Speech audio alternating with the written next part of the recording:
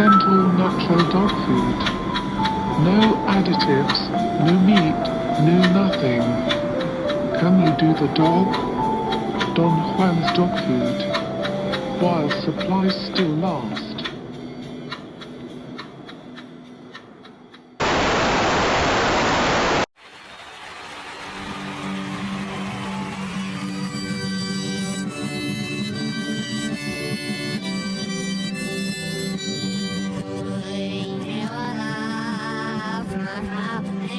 We open on a thin, bushy-haired, 20-something Bob Dylan, manhandling his guitar and singing some semblance of a protest song.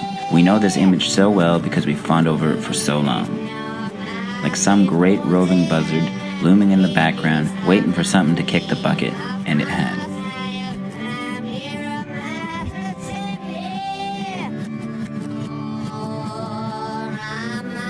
The 60s, in particular the late 60s, was an idea before it was just another decade. One that said, make love, not war.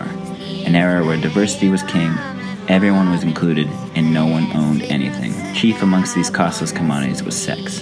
Hence, free love.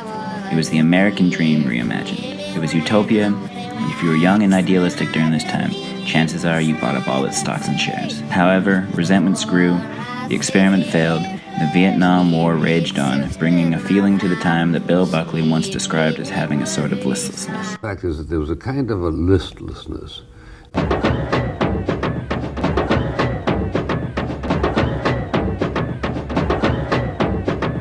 Eventually, the Haight-Ashbury hippies picked up and left. A good amount of kids came to their senses and realized that nothing could ever truly be free, that utopia was a dream, and they left their trash cans overturned and their Spanish guitars on the ground for someone else to pick up. The 60s was coming to an end. This was a tragedy to most and a necessity for the rest. Let's take an even closer look.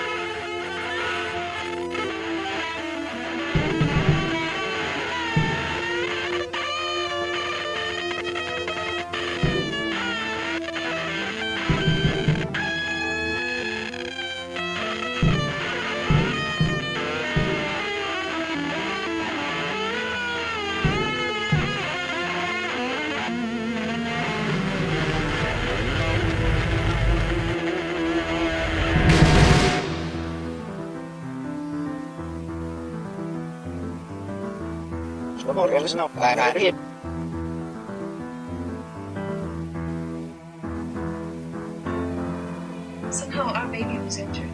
Being injured in an accident is bad enough. So when it comes to choosing a lawyer, don't become a victim twice. Don't become a victim twice. They're not just lawyers.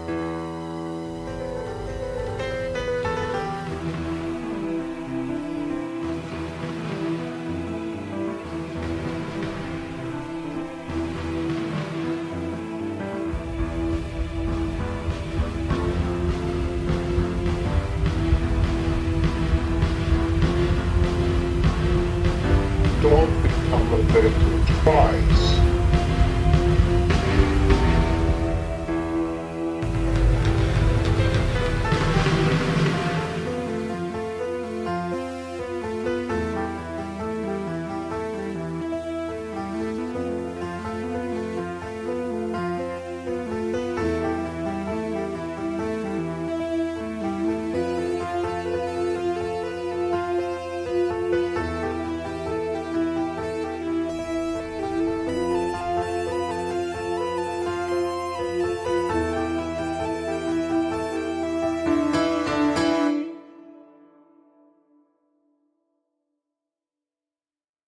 Pete Seeger spent much of the 1950s like any moderate socialist did, afraid of being persecuted by McCarthyist communist witch trials. Besides, his brand of communism wasn't anything close to the jackboots and rhetoric of the exotic Soviet Union. He was a lanky, eternally middle-aged white man with a banjo between his knees and a penchant for social justice. He marched alongside Martin Luther King, held rank defending helpless workers' unions, and maintained a voice for the down and out. He was proud of the community that folk music was raising and felt great comfort knowing that the songs they sang for the most part, came without a title deed. So when Bob Dylan was ripe for releasing his first album using an electric guitar and a full band to boot, he had a fully electric set to go along with it. Bob Dylan gave a performance at the Newport Folk Festival during the summer of 1965, one that sent Seeger into a rage, stating, "If I had an axe, I'd have chopped the cord." It was initially explained by Seeger and maintained by him all the way into his death that the reason he wanted to pull the proverbial plug was not because he hated what Dylan was doing, but was annoyed by the fact that the audience could not hear his lyrics. This would be believable if Dylan were singing such songs as "With God on Our Side" or "Blowing in the Wind," but during the 65 Folk Fest, Dylan was playing his more recent, more accessible tunes, such as "Maggie's Farm" and "Like a Rolling Stone." This was no place for petty thievery, for cheap kicks and hedonism. The folkies of that generation felt the world was already so inundated with wasteful mainstream materialism, and it pained them so to hear him sing in that fashion. What Dylan represented before versus what Dylan represented that night in July 1965 is in direct contradiction to the core values of the Newport Folk Festival and its purveyors. A similar drama played out for Dylan in front of his British audience. The crowds booed and hissed as he came onto the stage with his band. Someone yells, "Judas Iscariot," and another sings the refrain, "Bob Dylan is not a pop group." I think he's prostituting himself. This is only one example of the ideological struggle that was playing out in the last half of the greatest decade of the 20th century.